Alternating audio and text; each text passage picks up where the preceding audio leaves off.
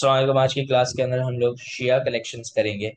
शिया collections हमारे पास total चार है। और अगर हम शिया कलेक्शंस के ऊपर अगर सवाल आ रहे हैं तो सर हम क्या लिखें?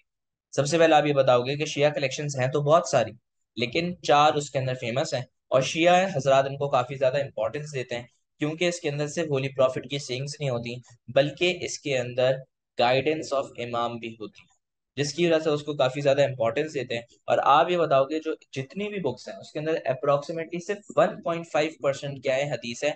बाकी क्या है, इमाम्स की गाइडेंस और इमाम्स की सेइंग्स। तो ये हो गई इंट्रोडक्शन। अब हम बात कर लेते हैं सर सबसे पहली किताब, किताब अल काफी की। अगर मैं किताब अल काफी की बात करूं तो ये किसने जो है वो हमारे पास कंपाइल कर, तो कंपाइल्ड बाय मोहम्मद याकूब कुलियानी ने इनको क्या करी, वो करी। इनको कुलैनी के नाम से भी मशहूर है और कुलियानी भी कहा जाता है, और इनको शेख कुलैनी भी कहा जाता है। तो आप ये बताओगे किताब अल काफी किसने कंपाइल करी? मोहम्मद बिन याकूब कुलियानी, ये मतलब शेख कुलियानी ने कंपाइल करी। अब आप ये बताओगे कि हमारे पास इसका जो नाम रखा गया वो क्या रखा गया? अल काफी फिल्मुद्दीन। मतलब यह है कि रिलीजन के बारे में इसके अंदर क्या है, काफी ज्यादा इंपॉर्टेंस है, sufficient in knowledge of religion. तो ये किताब अल काफी का जो टाइटल है उसका मतलब ये sufficient in knowledge of religion, मतलब ये आपके रिलीजन के लिए सफिशिएंट। आप ये बताओगे शिया हजरात का ये बिलीफ है कि इस बुक के अंदर कंप्लीटली सही हदीसें नहीं है, और वो लोग उस पर बिलीव करते हैं, और उनको ये बात पता है कि इसमें सही हदीसें नहीं है, दूसरी हदीसें भी इसके अंदर है, क्योंकि हदीस जो है वो मुसलमानों के लिए इंपॉर्टेंट है। तो आप ये बताओगे उन्होंने इसको सबको कंपाइल करा है, उन्होंने कहा कि दूसरी हदीसों जो है वो भी हमारे लिए इंपॉर्टेंट है, तो इसलिए आप ये बताओगे इसके अंदर हर सही हदीस मौजूद नहीं है। अब आप ये बताओगे ये क्या है कि इसके अंदर तीन पोर्शंस बनाए हुए, कितने पोर्शंस बनाए हुए? तीन। तीन पोर्शंस के अंदर सबसे पहले है उसूलुल काफी, फिर है फुरुल काफी, और फिर है रवदातुल काफी। अब ये क्या है? पहला जो है उसूल, उसूल मतलब प्रिंसिपल्स ऑफ रिलीजन, ये मतलब ये आपके रूल्स। फुरुल काफी रिलीजियस लॉस, और रवादतुल काफी मतलब एक रिलीजियस एस्पेक्ट्स, मतलब एक वो रिवायतों के उससे रिलेटेड तीन क्वेश्चन हमारे पास बने। आप ये बताओगे इसके अंदर अप्रोक्सीमेटली 16,000 नरेशन हैं, और उनको डिवाइड करा हुआ है as per chapters, and this is the number one book for शियाजाद। ये शियाजाद के लिए क्या है? नंबर वन बुक है। तो हमने किताब अल काफी के अंदर क्या पढ़ा कि मोहम्मद याकूब कुलियानी, शेख कुलियानी ने इनको कंपाइल करा। इसका जो मतलब है किताब अल काफी का, वो मतलब है sufficient in knowledge of religion. इसके अंदर सिर्फ सही किताबें, सही हदीसें नहीं है, दूसरी हदीसें भी हैं। हदीस आप ये बताओगे ये लोग काफी ज्यादा इंपॉर्टेंट है, तो इन्होंने तीन क्वेश्चन इसके बनाए हुए, उसूलुल काफी, फुरुल काफी, रवादतुल काफी, principles of religion, religious laws and religious aspects, उसको डिवाइड करा है। 16,000 हदीसें और उसको चैप्टर्स के वाइज डिवाइड करा हुआ है। और आप ये बताओगे it is number one book for Shia हजरात। फिर आप ये बताओगे मल्ला यदरुल फकी। मल्ला यदरुल फकी की अगर मैं बात करूं तो आप ये बताओगे it was compiled by Abu Jafar Muhammad ibn Ali, जिनको शेख सादुक भी कहा जाता है। अब जब इनको ये शेख सादुक कहा जाता है तो सर मल्ला यदरुल फकी का मतलब क्या था? Every man is his own layer.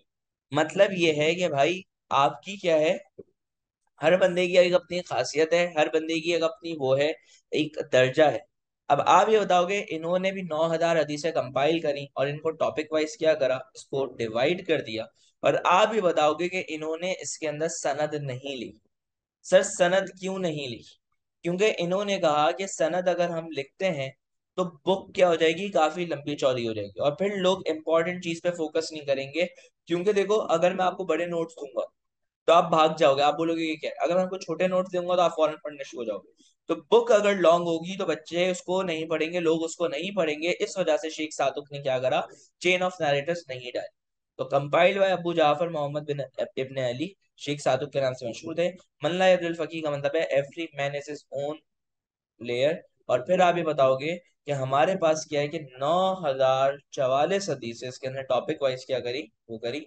Chain of नैरेटर्स आप ये बताओगे इसके अंदर नहीं डाली गई, क्यों? ताकि बुक ज्यादा लंबी ना हो जाए। फिर अगर हम बात कर लें तो हमारे पास है तहजीबुल अहकाम।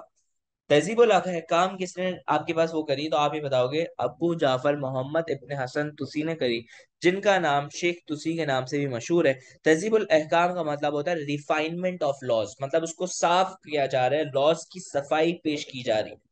अब आप ये बताओगे इसके अंदर जो हदीस है उसके अंदर इसनद है, और इसनद के बाद जो है वो कमेंट्स हैं। कमेंट्स का मतलब ये है कि हमारे पास क्या है कि जो एक्सप्लेनेशन है वो क्या करी गई है, प्रोवाइड की गई। और अल मुफीद के जो कमेंट्स है, मतलब ये है कि हमारे पास जो अल मुफीद थे वो कौन थे, शेख तुसी के टीचर थे। क्या थे, टीचर। तो उन्होंने अपने टीचर के कमेंट्स उसके अंदर क्या करे हुए हैं, डाले गए हैं कि किस तरीके से कौन सी हदीस ऐसी है, कौन सी हदीस थोड़ी वीक है, ये सारी भी चीजें बताई। तो तहजीबुल अहकाम अबू जाफर मोहम्मद इब्ने हसन तुसी, शेख तुसी ने वो करा। तहजीबुल अहकाम का मतलब रिफाइनमेंट ऑफ लॉस, इन्होंने हदीस के अंदर इसनद डाली और साथ में अपने टीचर अल मुफीद के क्या करे, कमेंट्स डाले। और आप ये बताओगे कि हमारे पास क्या उसकी एक्सप्लेनेशन। इन्होंने अप्रोक्सीमेटली 13,500 हदीसें डिवाइड कर दी इनटू चैप्टर्स। तो ये हमारे पास तहजीबुल अहकाम की कहानी थी। देन हमारे पास है अल इस्तिफ्सार। अगर मैं अल इस्तिफ्सार की बात करूं तो ये भी किसने लिखी, शेख तुसी ने लिखी। और आप ये बताओगे अल इस्तिफ्सार का मतलब होता है परसेप्टिव। परसेप्टिव का मतलब है परसेप्शन, कि मेरा क्या वो है। आप ये बताओगे बेसिकली ये तहजीबुल अहकाम की समरी थी। इसके अंदर कितनी हदीसें डाली गई, 5,500 हदीसें, ऊपर 13,500 हदीसें। और इधर इधर कितनी हदीसें डाली गई, 5,500 हदीसें, उसकी समरी दी गई, एक्सप्लेनेशन छोटी छोटी कंसाइज दी गई। और आप ये बताओगे this is the book for reference for beginners, मतलब ये है कि छोटी डिटेल्स थी ताकि अगर कोई बिगनर पढ़े तो उसको ज्यादा डिटेल में नहीं जाना पड़े, वो बेसिक्स पढ़ ले। और अगर उसको डिटेल में जाना है वो फिर किस पर आ जाए, तहजीबुल अहकाम पर आ जाए। तो ये हमारे पास फोर शिया कलेक्शंस थी, जिसके अंदर हमने सर क्या क्या पढ़ा। तो सबसे पहले आपने किताब अल काफी, मल्ला यदुल फकी, और फिर आपने क्या, तहजीबुल अहकाम और अल इस्तिफ्सार। तो ये हमारे पास कहानी थी फोर शिया कलेक्शंस की। होपफुली आप लोगों को कलेक्शन समझ आ गए होंगे। तो